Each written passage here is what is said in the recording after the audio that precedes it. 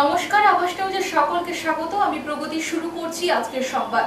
কেশারী পঞ্চায়েত সমিতির সর্বদলীয় বৈঠকে হাজির হয়ে তৃণমূল নেত্রী ও পঞ্চায়েত সমিতির সভাপতি ও কর্মাধ্যক্ষদের হেনস্থার শিকার হলেন বিরোধী দলনেত্রী মৌমিতা সিংহ।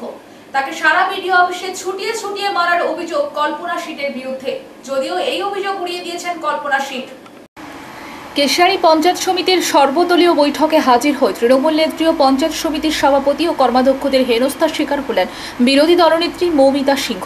তাকে সারা বিডিও অফিসে ছুটিয়ে ছুটিয়ে মারার অভিযোগ কল্পনা শীটের বিরুদ্ধে, যদিও এই অভিযোগ উড়িয়ে দিয়েছেন কল্পনা শীট। উল্লেখ থাকে, লোকসভা নির্বাচনে বিজেপি ভরাডুবি হয়েছে এই রাজ্যে, তাই প্রতিটি এলাকায় তাদের উপর আক্রমণ করছেন শাসক দলের নেতারা বলে অভিযোগ উঠছে। সেই মতো মঙ্গলবার দুপুরে কেশারী পঞ্চায়েত সমিতির দপ্তরে সর্বদলীয় বৈঠক ডেকেছিলেন বিডিও। সেই মতো বিরোধী দলনেত্রী হিসেবে সেই বৈঠকে হাজির হয়েছিলেন মৌমিতা সিংহ। আর তার অভিযোগ, তিনি বিডিও অফিসের গেটে প্রবেশের সঙ্গে সঙ্গে কল্পনা শীট সহ পঞ্চায়েত সমিতির সদস্য, সভাপতি ও কর্মাধ্যক্ষরা তাকে তাড়া করেন। এমনকি তার হাত ধরে টানাটানির পাশাপাশি পুরুষ কর্মাধ্যক্ষরা তার শাড়ি টেনে দেওয়ারও অভিযোগ করেন তিনি। এরপরে বিডিও অফিসে গেলে বিডিও কোনো ব্যবস্থা নেননি, তাকে বসিয়ে রাখা হয়। পরে সর্বদলীয় বৈঠকে যোগ দিতে গেলেও তাকে হেনস্থা করা হয় বলে অভিযোগ। যদিও এই সমস্ত অভিযোগ উড়িয়ে দিয়েছেন কল্পনা শীট। তার বক্তব্য, কি হয়েছে? কিছুই হয়নি। কে চেনে মৌমিতাকে? সে প্রচারের আলোয় আসার জন্য এইসব করছে। যদিও মৌমিতার দাবি, তিনি বিডিও অফিসের সিসিটিভির ফুটেজ দেখে প্রশাসন যাতে তার ব্যবস্থা নেয় সেই দাবি তুলেছেন তিনি।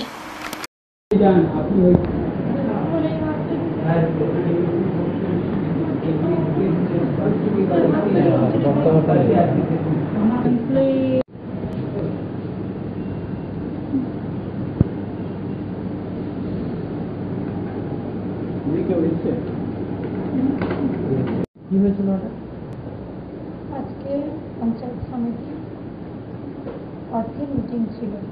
আমি পঞ্চায়েত সমিতির বিরোধী দলনেত্রী আছি, অপোজিশন লিডার আছি আমি পঞ্চায়েত সমিতি। আমাকে বিডিও চিঠি করেন, যথারীতি আজকে 2টোর সময় বৈঠক ছিল, 8 তারিখ। আমি বৈঠকে আসি।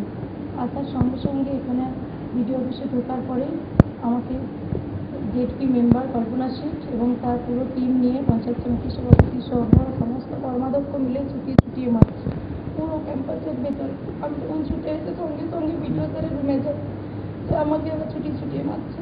তখন উনি জানি না আইসিকে ফোন করলেন, কী করলেন বলতে পারবো না। আমাকে বললেন আপনি বসুন, আমি দেখছি। তারপরে বললেন যে ঠিক আছে মিটিং হবে। সেই অবস্থায় মিটিং হলো। মিটিং হলে গেলাম। মিটিং হলেও ওনারা আমাকে ঢুকতে দেননি। মিটিং হল থেকে মিটিংয়ে ঢুকেছে, ওনারা মিটিং না করে মিটিং থেকে বেরিয়ে এসছেন। ভিডিও স্যারও মিটিং হল থেকে বেরিয়ে এলেন। আমি মিটিং হল থেকে বেরিয়েছি, আমাকে আবার ধরেছে ওখান থেকে। আমি ছুটে ছুটে ভিডিও স্যারের সামনে গেলাম। পুরো ক্যামেরাবন্দি পুরো ঘটনা আছে, আপনারা ইয়ে করলে হয়তো পাবেন। এবারে আমাকে চুলের মুঠি ধরে মেরেছে, শাড়ি আমার গোটা একটা ছিঁড়ে দিচ্ছে, খুলে দিচ্ছে। সবাই মিলে পঞ্চায়েত সমিতির সভাপতি সহ কল্পনা শীট, কর্মাধ্যক্ষ সবাই, রাজু গোস্বামী বলছে আমার হাত থেকে মুচড়ে ভেঙে। আমি বলছি আমার হাতটা ভাঙা আছে, এটা আমার হাতটা খুব যন্ত্রণা, আমার হাতটা টানবেন না, কিছু করবেন না। ওরা হাত থেকে পুরো ধরে একবারে পুরো উল্টে মুচড়ে দিল, মুখে ঘুষি মারলো, পিঠে মারলো। প্রায় 3টা নাগাদ মারপিটটা করলো আমার। ফার্স্টে ওই আমাকে 2টোর সময় একবার অ্যাটাক করে, তারপর 3টের সময় আবার। তখন আমি ভিডিও স্যারকে বারে বলছি, তবুও এতক্ষণ পর্যন্ত আমি এখানে বসে আছি। আমি বলছি যে আমার শরীরটা খুব অস্বস্তি লাগছে, আমাকে অ্যাম্বুলেন্সের ব্যবস্থা করে নিয়ে যাওয়া হোক। এখনো পর্যন্ত উনি কোনো স্টেপ নেননি। আমি এখানে বসে আমার প্রচণ্ড শরীর অসুস্থ লাগছে, আমার পুরো মাথা ঘুরেছে, মানে হাতটা যন্ত্রণায় আমি রাখতে পারছি না। এই সর্বদলীয় বৈঠকে বিরোধীদের মধ্যে শুধু কি আপনি উপস্থিত ছিলেন? হ্যাঁ, বিরোধী লিডার হিসেবে আমি ছিলাম। আর কারোর সাথে কোনো সমস্যা না? ওই তো বললাম, ওরা আমার উপরে চড়া হয়েছে, আমাকেই মেরেছে। পঞ্চায়েত সমিতি যত কর্মাধ্যক্ষ মিলে, জেডপি মেম্বার কল্পনা শীট, পঞ্চায়েত সমিতির সভাপতি উত্তম শীট, আপনার আর এক কর্মাধ্যক্ষ রাজু গোস্বামী, ওরা পুরোকে মুখে আনতে পারবো না, গাড়ি টাড়ি টেনে হিঁচড়ে কি নোংরা, আমি সেগুলো ভাষায় প্রকাশ করতে পারবো না। এখনো পর্যন্ত মেডিকেলের কোনো ব্যবস্থা করা হয়নি আপনার? কিছু হয়নি, আমি এখানে বসে আছি। কোনো পূর্ব পরিকল্পিত? আমি বলতে পারবো না ওনাদের কি করে কি হচ্ছে না হচ্ছে। পুলিশ কোনো সহযোগিতা? আমি তো এখন পর্যন্ত কিছু দেখতে পাইনি। আমি এখানে বসে আছি, আমাকে এখানে বসতে বলা হয়েছে। অগ্নিমিত্রা পলের উস্কানির কারণে আমাদের কর্মীদের উপর হামলা করা হয়েছে। মঙ্গলবার দুপুরে মেদিনীপুর মেডিকেল কলেজ চত্বরে দাঁড়িয়ে দাঁতনের বিজেপি তৃণমূল সংঘর্ষ প্রসঙ্গে ঠিক এমনই প্রতিক্রিয়া দিয়েছেন মেদিনীপুর সাংগঠনিক জেলা তৃণমূল কংগ্রেসের সভাপতি সুজয় হাজরা। অগ্নিমিত্রা পালের উস্কানির কারণে আমাদের কর্মীদের উপর হামলা করা হয়েছে। মঙ্গলবার দুপুরে মেদিনীপুর মেডিকেল কলেজ চত্বরে দাঁড়িয়ে দাঁতনের বিজেপি তৃণমূল সংঘর্ষ প্রসঙ্গে ঠিক এমনই প্রতিক্রিয়া দিয়েছেন মেদিনীপুর সাংগঠনিক জেলা তৃণমূল কংগ্রেসের সভাপতি সুজয় হাজরা। সঙ্গে ছিলেন দাঁতন ব্লকের সভাপতি ইফতেখার আলী, মেদিনীপুর পৌরসভার কাউন্সিলর মোজাম্মেল হোসেন। সোমবার সন্ধ্যায় দাঁতন থানার অন্তর্গত সোলেমানপুর এলাকায় বিজেপি তৃণমূল সংঘর্ষে 3 তৃণমূল কর্মী আক্রান্ত হন বলে অভিযোগ। তাদের উদ্ধার করে ভর্তি করা হয় দাঁতন গ্রামীণ হাসপাতালে। তাদের মধ্যে কাজল পাত্র ও হিমাংশু চানা নামে 2 কর্মীকে স্থানান্তরিত করা হয় মেদিনীপুর মেডিকেল কলেজ হাসপাতালে।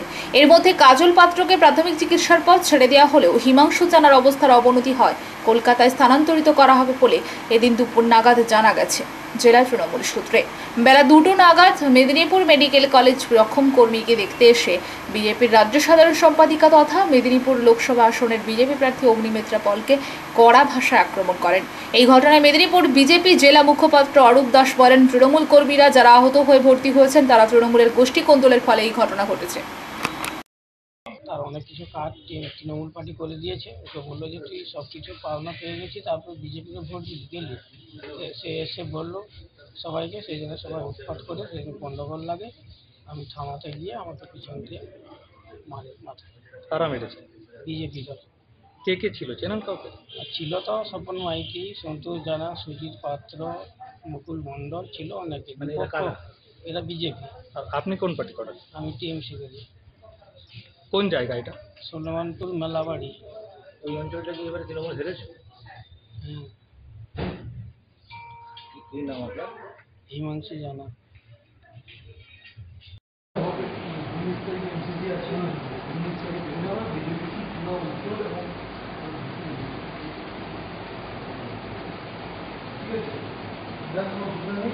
এই ছেলেটাকে বলি যে ফোন করেছি, আমি আরবার কেউ ফোন করেছি, হ্যাঁ আমার ঘরের থেকে গর্ভমান ছেড়ে যাবো অ্যাডমিট থাকবে যখন বিভিন্ন ওরা এক্সরে করাবেন।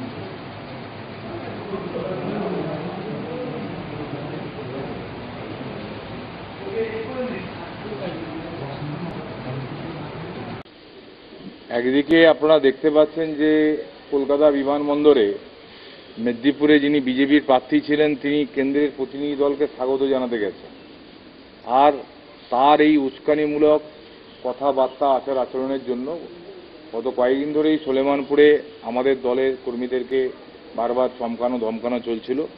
গতকাল সন্ধ্যাবেলায় আমাদের 3 জন কর্মীদেরকে রড লাঠি দিয়ে বেধড়ক মারধর করা হয়। 3 জনই হাসপাতালে ভর্তি হয়েছিল, 2 জনকে মেদিনীপুর মেডিকেল কলেজে রেফার করা হয়েছিল। কাজল পাত্র এবং হিমাংশু জানাকে 2 জনই মেদিনীপুর মেডিকেল কলেজে ভর্তি ছিল, এবং হিমাংশু জানার যে পরিস্থিতি তাকে আবার কলকাতায় রেফার করা হচ্ছে। অর্থাৎ আমরা যেটা বারবার বলে এসেছি আমি এর আগেও, যে তৃণমূল কংগ্রেস সন্ত্রাস এই ধরনের কাজে বিশ্বাস করে না। বিজেপি হাতের কাছে কিছু না পেয়ে, বিশেষ করে যিনি প্রার্থী ছিলেন গত কয়েকদিন ধরে তিনি একই নাটক করে যাচ্ছেন হেরে যাওয়ার পরে বিভিন্ন প্রিন্ট মিডিয়া ইলেকট্রনিক্স মিডিয়ার কাছে, যে আমাদের কর্মীরা ঘরছাড়া, আমাদের কর্মীরা আক্রান্ত। কিন্তু বারবার বলেছি যদি কোনো কর্মী আক্রান্ত হয়ে থাকে যদি তার তালিকা আমাদেরকে দেন। আমি তো আজকে প্রকাশ্যে নাম বললাম আপনাদেরকে যে কাজল পাত্র এবং হিমাংশু জানাকে কালকে ঠেলে মারধর করা হয়েছে। এই যে হিমাংশু জানা দেখুন হাসপাতালে ভর্তি আছে, আমি দেখে গেলাম, কলকাতায় রেফার করা হয়েছে, কলকাতা ভর্তির ব্যবস্থা করা হচ্ছে। সারা পশ্চিমবঙ্গ জুড়ে নির্বাচন পরবর্তী হিংসার শিকার বিজেপির কার্যকর্তারা হচ্ছে, নেতৃত্বরা হচ্ছে। আপনারা দেখেছেন যে কিভাবে বিভিন্ন জায়গায় বিজেপি কার্যকর্তারা ঘর ছাড়া হয়ে জেলা পার্টি অফিসে নয়তো তাদের আত্মীয়র বাড়িতে দিন কাটাচ্ছে। মেদিনীপুর সাংগঠনিক জেলাতেও এখনও জেলা পার্টি অফিসে বহু ঘর ছাড়া আশ্রয় নিয়েছে। তাই দাঁতনের সোলেমানপুরে যে ঘটনা, এটা আসলে তৃণমূলের গোষ্ঠী কন্দল। সেই গোষ্ঠী কন্দলের ফলেই আজকে মারপিট করে তারা আহত হয়ে মেদিনীপুর মেডিকেল কলেজে ভর্তি হয়েছে, কেউ বা কলকাতায় ট্রান্সফার হয়েছে। আর ওদের গোষ্ঠী কন্দল যে কতটা চরম পর্যায়ে পৌঁছেছে আপনারা জানেন। এই 2-3 দিন আগে ঘাটাল মহকুমার একটি অঞ্চলের অঞ্চল প্রধান তৃণমূলের লোকেরাই তাকে অফিসের মধ্যে ঘেরাও করে মারধর করে, সেই ছবি আপনারাই দেখিয়েছেন। অর্থাৎ দাঁতনের সলেমানপুরে যে ঘটনা ঘটেছে, কোথাও বিজেপির কোনো হাত নেই, পুরোটাই তৃণমূলের গোষ্ঠীকন্দল, টাকার ভাগ নিয়ে খেয়ে বা অন্য কোনো কারণে জায়গা দখল, এলাকা দখলের ব্যাপার থাকতে পারে। কারণ এই যে ঘটনা, এই ঘটনা সম্পূর্ণরূপে শিলিগুড়ির রাগাপানি এলাকায় ট্রেন দুর্ঘটনার রেশ কাটতে না কাটতে ফের মঙ্গলবার সকালে বেন্দা স্টেশনে একটি কয়লা বোঝাই মালগাড়ির বগি থেকে কালো ধোঁয়া বেরোতে দেখে আতঙ্ক ছড়ালো এলাকায়। রাগাপানি এলাকায় ট্রেন দুর্ঘটনার রেশ কাটতে না কাটতে ফের মঙ্গলবার সকালে বেলদা স্টেশনে একটি কয়লা বোঝাই মালগাড়ির বগি থেকে কালো ধোঁয়া বেরোতে দেখে আতঙ্ক ছড়ালো এলাকায়। পরে দমকলের একটি ইঞ্জিন এসে আগুন নেভানোর চেষ্টা করে। জানা গেছে তীব্র দাবদাহের কারণে কয়লা বোঝাই একটি বগিতে হঠাৎ আগুন ধরে যায়। যেহেতু কয়লা ছিল তাই ধীরে ধীরে ধোঁয়া বের হতে থাকে। তা রেল কর্মীরা দেখতে পেয়ে ট্রেনটি বেলদা স্টেশনে দাঁড় করিয়ে দেন। পরে তারা দমকলে খবর দিলে দমকলের একটি ইঞ্জিন এসে যে বগিতে ধোঁয়া বেরোচ্ছিল তা নেভানোর চেষ্টা করেন। বিশেষ করে তীব্র দাবদাহের ফলে রেলের পাত যেমন গরম হয়ে সরে যাচ্ছে, তেমন নানা টেকনিক্যাল ফল্টও দেখা যাচ্ছে। তবে এই দিন তেমনভাবে বড় ধরনের ঘটনা ঘটেনি।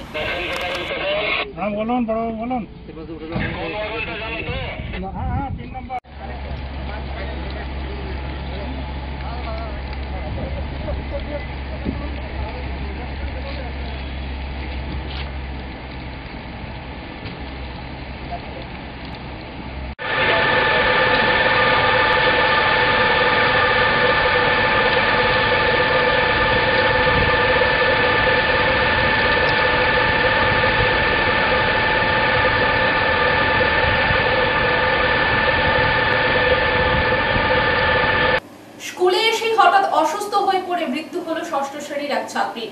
মৃত ছাত্রীর নাম পাপিয়া দে, বয়স 11 বছর, বাড়ি গুড়গুড়িপাল থানার মুড়াকাটা গ্রামে।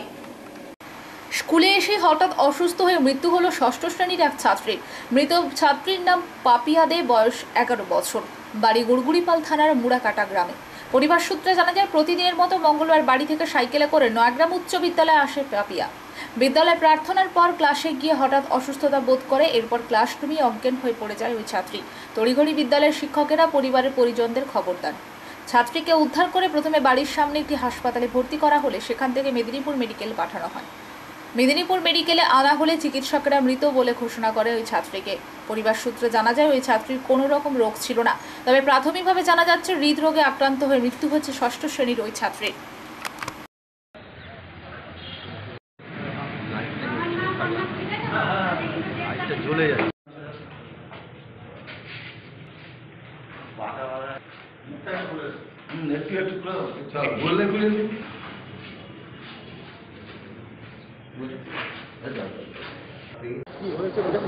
ঘটনা, বাচ্চাটা সকালে স্কুলে এসেছে 6:30 এরকম সময় আমাদের প্রেয়ার হয়, তার আগের ঘটনা।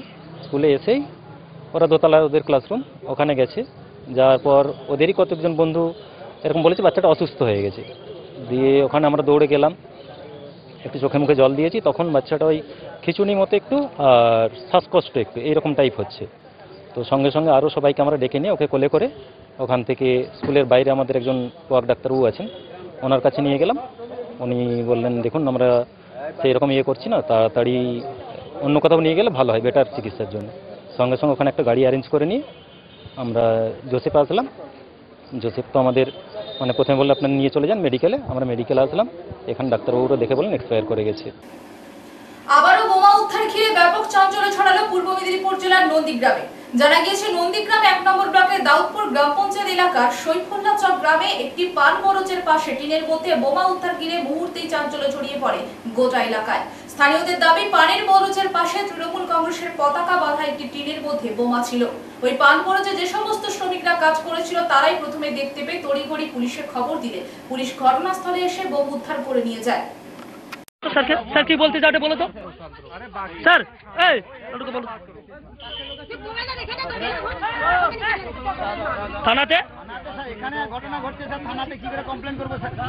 থানাতে কমপ্লেন তো স্যার আপনাকে বললাম, আপনাদের কিন্তু আপনি যদি বলেন যে আবার থানাতে আমরা যাব, তাহলে কি করে হবে? এত বড় একটা ঘটনা ঘটার পরে আপনার আমাদের কোনো প্রতিক্রিয়া নেবেন না? স্যার বলিয়ে স্যার আমরা স্যার আমার তো এই গ্রামে স্যার কিছু বলবেন না, যে করিয়েছে তাকে বলবেন না স্যার। যে ঘটনা ঘটালো স্যার কি বলছেন কি স্যার? স্যার सर किच्छु नहीं बोलेगा सर, कुछ नहीं बोला, सुन चल बाद में नहीं सुना। तो बात में नहीं सुने सर। এতগুলো সমস্যার মধ্যে কথা থাকতে পারে সেই কথাগুলো শুনবে না? এত কিছু কথা বলা হচ্ছে স্যার, এর কোনো উত্তর নেই। স্যার কিছু বলো স্যার, স্যার কিছু বলো, আমার গ্রামে পা গেছে, কিছু বলবেন না যেটা সুস্থভাবে যাতে থাকে বা কিছু স্যার, কিছু বলবেন না হচ্ছে না হচ্ছে সেটা আমরা জানাতে হচ্ছে। স্যার। দেখুন রেস্কিউ করছে সিভিক দ্বারা রেস্কিউ করছে, দেখুন আপনারা দিয়ে কাজ নয় স্যার, স্যার, সিভিকের কাজ নয় এটা, সিভিক দ্বারা রেস্কিউ করছে, দেখুন কাজ নয়। এটা थाना में क्यों कुछ नहीं आया? सिविक सर, सिविक द्वारा रेस्किউ করেগা, হ্যাঁ সিভিক দ্বারা রেস্কিউ করছে, এখানটা কোনো বোম স্কোয়াড কোনো কিছু আসেনি, সিভিক দ্বারা রেস্কিউ করছে। দেখুন কিছু বলবো না আমরা। দেখুন আমার গ্রামে সিভিক দ্বারা রেস্কিউ করছে, এদের প্রাণ গেলে বা কোনো কিছু হলে সিভিক পুলিশরা দায়ী থাকবে, কোনো কিছু এ করছে না। ঝাড়গ্রাম জেলার সাকরাইল ব্লকের নয়াগা আইসিডিএস সেন্টারে মঙ্গলবার বিক্ষোভ দেখালেন গ্রামবাসীরা। গ্রামবাসীদের অভিযোগ ওই সেন্টারে দিদিমণি বিজয়া রাউতের বিরুদ্ধে। সাকরাইল ব্লকের নয়াগা আইসিডিএস সেন্টারে গ্রামবাসীদের বিক্ষোভ। ঝাড়গ্রাম জেলার সাকরাইল ব্লকের নয়াগা আইসিডিএস সেন্টারে মঙ্গলবার বিক্ষোভ দেখালেন গ্রামবাসীরা। গ্রামবাসীদের অভিযোগ ওই সেন্টারে দিদিমণি বিজয়া রাউতের বিরুদ্ধে। গ্রামবাসীদের অভিযোগ ওই সেন্টারে দিদিমণি দীর্ঘদিন ধরে শিশুদের খিচুড়ি ও ডিম দেয়নি, যার ফলে শিশুরা আইসিডিএস সেন্টারে এসে না খেয়ে বাড়ি ফিরে যায়।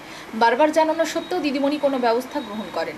দিদিমণির কাছে সেন্টারের খাতা দেখতে চাইলেও তিনি গ্রামবাসীদের খাতা দেখাতে চায়নি। তাই গ্রামবাসীরা বাধ্য হয়ে মঙ্গলবার একজোট হয়ে ওই আইসিডিএস সেন্টারে গিয়ে বিক্ষোভ দেখায়। গ্রামবাসীদের দাবি শিশুদের খিচুড়ি ও ডিম খাবার হিসেবে দিতে হবে। তবে গ্রামবাসীদের দাবি মানতে চায়নি ওই সেন্টারের দিদিমণি। গ্রামবাসীদের পক্ষ থেকে বিষয়টি সাকরাইল ব্লক প্রশাসনকে জানানো হয়েছে, স্থানীয় পঞ্চায়েতকেও বিষয়টি জানানো হয়েছে। যদি শিশুদের দ্রুত খাবার দেওয়ার ব্যবস্থা না হয় তাহলে গ্রামবাসীরা আরও বৃহত্তর আন্দোলন শুরু করবেন বলে তারা জানান, যার ফলে ওই ঘটনাকে কেন্দ্র করে মঙ্গলবার এলাকায় ব্যাপক চাঞ্চল্য ছড়িয়ে পড়ে।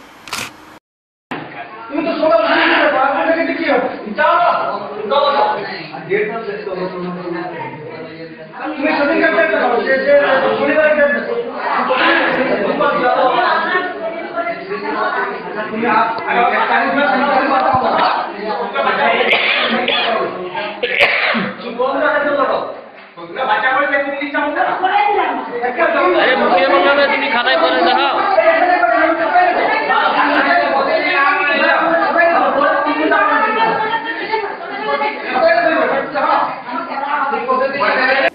সর্বভারতীয় ডাক্তারি প্রবেশিকা পরীক্ষা নিটে ব্যাপক দুর্নীতির বিরুদ্ধে কাঞ্চনজঙ্ঘা এক্সপ্রেস সহ বারে বারে ট্রেন দুর্ঘটনায় শত শত মানুষের মর্মান্তিক মৃত্যুর প্রতিবাদে এবং ব্যাপক দ্রব্যমূল্য বৃদ্ধির প্রতিবাদে মঙ্গলবার সকালে তমলুকের হাসপাতাল মোড়ে বিক্ষোভ মিছিল করল এসইউসিআই কমিউনিস্ট দল। সর্বভারতীয় ডাক্তারি প্রবেশিকা পরীক্ষা নিটে ব্যাপক দুর্নীতির বিরুদ্ধে কাঞ্চনজঙ্ঘা এক্সপ্রেস সহ বারে বারে ট্রেন দুর্ঘটনায় শত শত মানুষের মর্মান্তিক মৃত্যুর প্রতিবাদে এবং ব্যাপক দ্রব্যমূল্য বৃদ্ধির প্রতিবাদে মঙ্গলবার সকালে তমলুকের হাসপাতাল মোড়ে বিক্ষোভ মিছিল করল এসইউসিআই কমিউনিস্ট দল। দলের পক্ষ থেকে দাবি ব্যানার সহ মিছিল সংগঠিত করে হাসপাতালে মোড়ে ক্ষুদিরাম মূর্তির পাদদেশ সহ এলাকা জুড়ে। পরে তাম্রলিপ্ত মেডিকেল কলেজ ও হাসপাতালের গেটে বিক্ষোভ দেখান। মঙ্গলবার এই কর্মসূচিতে নেতৃত্ব দেন দলের তমলুক লোকাল কমিটির সম্পাদক জ্ঞানানন্দ রায়। জ্ঞানানন্দ রায় বলেন, ডাক্তারি প্রবেশিকা পরীক্ষার মতো গুরুত্বপূর্ণ একটি পরীক্ষায় যে ব্যাপক দুর্নীতি প্রকাশ পেয়েছে তা ভারতবর্ষের লজ্জা। সাথে ট্রেন অ্যাক্সিডেন্ট এখন নিত্য নৈমিত্তিক ঘটনা হয়েছে। একদিকে বন্দে ভারতের নাম করে বিজ্ঞাপন আর অন্যদিকে সাধারণ মানুষের সুরক্ষার কোনো ব্যবস্থা নেই। আবার ব্যাপক মূল্য বৃদ্ধিতে নাভিশ্বাস জনসাধারণের। এর বিরুদ্ধে মঙ্গলবার আমরা তমলুকে বিক্ষোভ মিছিল করলাম। আগামী দিনে বৃহত্তর আন্দোলন গড়ে তোলা হবে। সর্বভারতীয় ডাক্তারি পরীক্ষা নিট ইউজির ক্ষেত্রে সরকার জবাব দাও। দুর্নীতির উপরে দৃষ্টান্তমূলক শাস্তি দিতে হবে। এই দাবিতে বিক্ষোভ চলছে। লক্ষ লক্ষ ছাত্রের ভবিষ্যৎ নিয়ে ছিনিমিনি দুর্নীতির পরীক্ষা স্ক্যামের সাথে যুক্ত সমস্ত জড়িত অফিসার থেকে শুরু করে সর্বস্তরের বদমাইশদের শাস্তি দিতে হবে। এই দাবিতে বিক্ষোভ চলছে।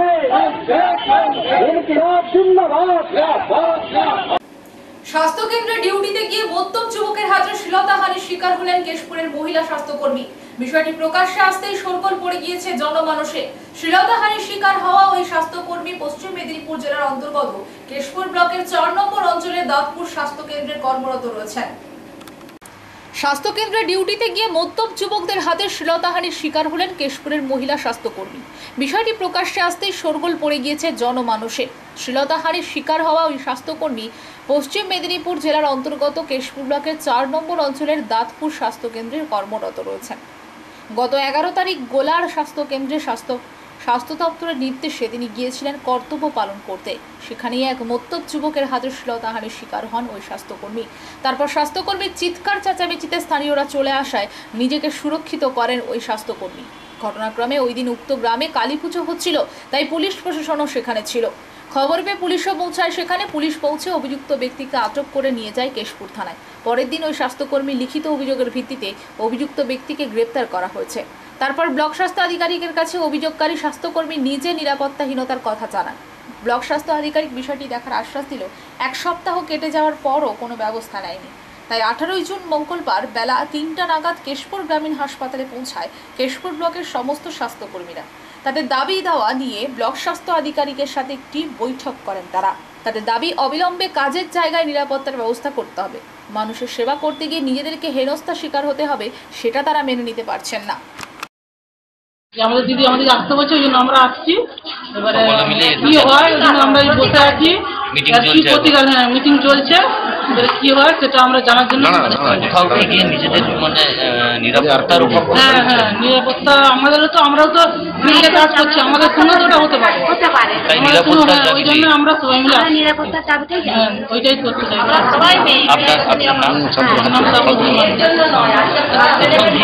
হয় আর কি, একজন আদিবাসী মহিলা এখানে এই প্রত্যন্তর এলাকায় এখানে AM চাকরি করতে আসেন। ওনাদের ডিউটির সময় অনেক দূর থেকে গ্রামে যেতে হয় এখানে প্রতিটা মহিলা।